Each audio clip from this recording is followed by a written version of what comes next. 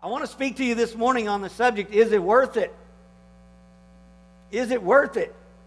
Have you ever noticed how things today just sometimes don't seem to be worth what you have to pay for them? Anybody besides me? Yeah.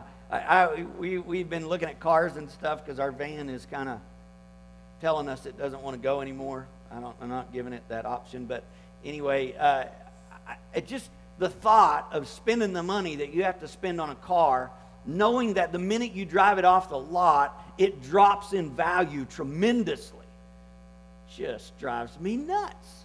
That shouldn't be. I ought to be able to drive back in there 3, 4, 5, 10 months later and get the same money for it. Right? I mean, if they'd build them worthwhile.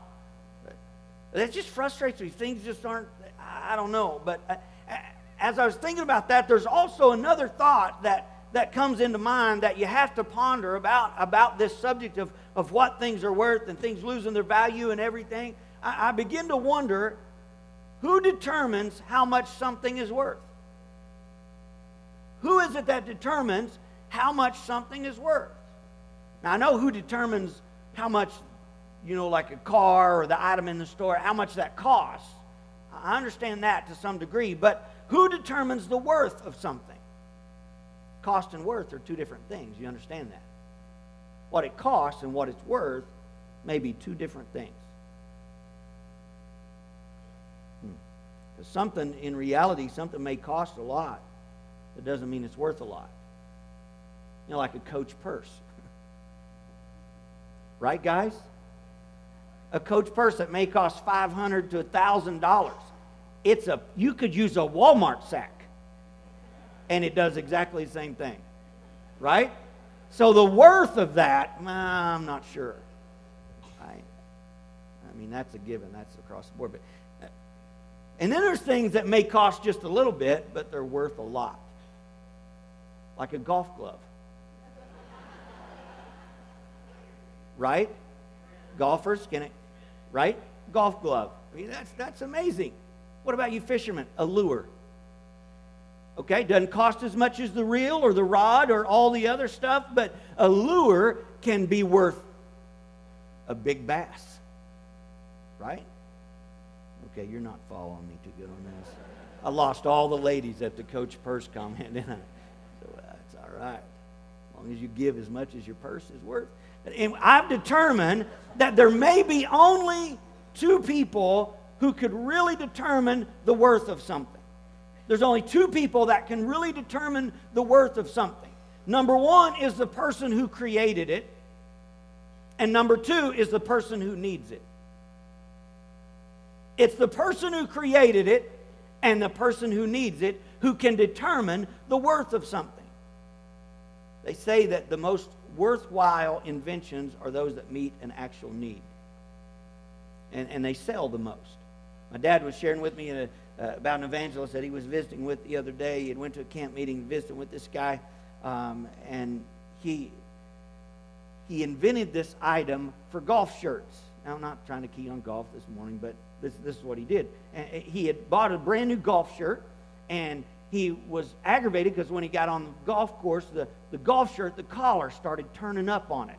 You ever noticed if you buy one of those types of shirts, sometimes the collars just don't stay like they should, so they're turning up on it. So he got back to his motel room after being aggravated to playing golf all day, and he took that little plastic thing that's in your shirt collar, in your dress shirt, right here, that keeps your collar straight. He took that out, and he got some double-sided tape, and he put it on the back of his collar of his golf shirt, and it stayed straight.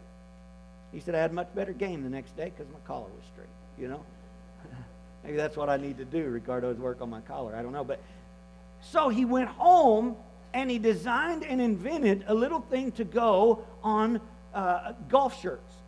He's selling them by the hundreds of thousands on the internet right now. He told my dad, he said, man, I'm pushing close to making millions on just those little things. Not worth a lot, but they are to the person that needs them. Right? So worth is determined by that. I got some things. I got a couple of things from Walmart the other day. I got a cane. I bought a cane. And It's pretty nice. I was a little disappointed don't have a little flippy outy thingy that comes through, that's the technical term, that comes through the hole right here, because if you push too hard on it, it'll go down. For midgets, that's not a bad deal, but for some of us, that might be bad. That could be difficult. But it's a pretty neat, it's $9.22. So maybe it's worth that. I don't know. But that was a little item. I got this at Walmart. This, you can't see it very well, but it's about the size of a credit card, and it's a magnifying glass with a little LED light on it too. So if you're having trouble reading, flip that baby out, push the button, look through the magnifying glass, and it makes the words big. Right? Now for me, that's worthless. $7.97. Yeah, yikes. I thought, that doesn't do much for me. I can see okay to read.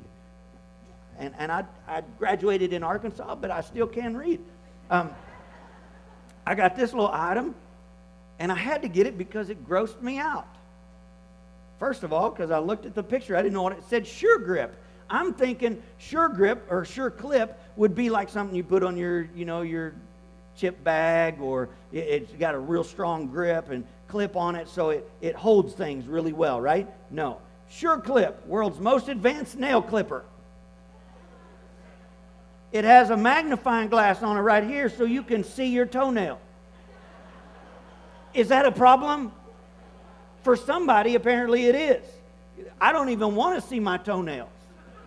You sure don't want to, and especially not magnified. It's like, hey, fungus. But anyway, and it has this big old giant handle for clipping, so if you got arthritis, that's a bad thing, because that wouldn't work. But the Sure Clip, $9.88.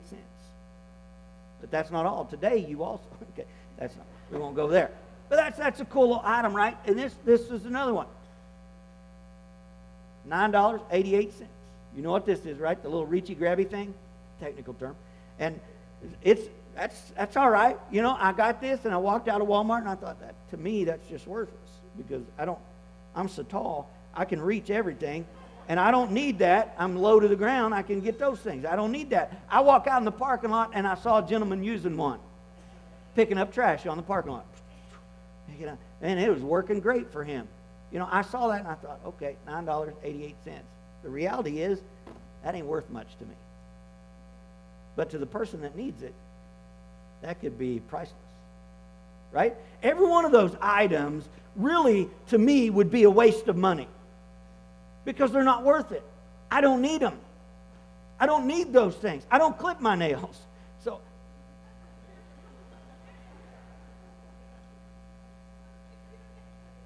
they're worthless to me. But there may be some of you this morning that those items would come in handy, because you need them. Maybe you're unable to bend over. Maybe you can't do that anymore. Maybe you can't see well when you're reading. Any of those things.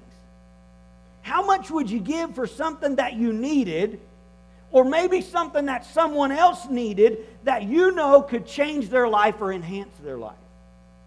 How much would you give?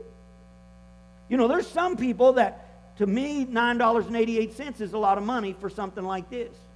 But to somebody that needs it, they might pay $50, because it would change their life and how they function, right? I can tell you that my niece needs a wheelchair.